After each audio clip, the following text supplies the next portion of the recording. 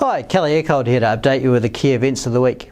So this week we got some pretty interesting data on how the labour market's going in the form of the monthly employment indicators.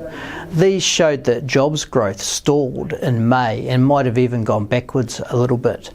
And that's very much in line with the view that we've had for a while that this labour market is going to ease up a bit. For the June quarter, we anticipate that the unemployment rate is going to tick up to 4.6% and end the year closer to 5.2%. That theme of a weaker labour market was also picked up in NZIER's quarterly survey of business opinion, which suggested that firms are finding it pretty easy to find staff right now.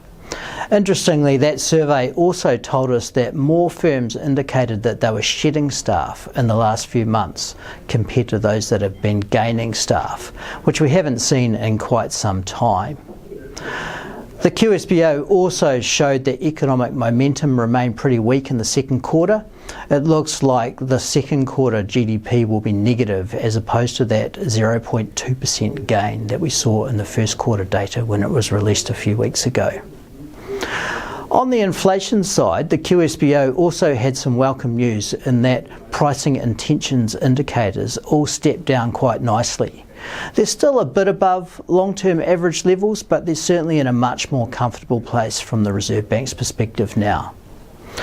Looking ahead to next week's Reserve Bank OCR review, we don't expect that the Reserve Bank is going to say very much because we don't think that their views will have shifted very much ahead of that key CPI and labour market data, which is going to be coming over the next 3 weeks or so. Hence, we are fairly sure that they're going to keep it tight for now. I'll be back to update you again next week.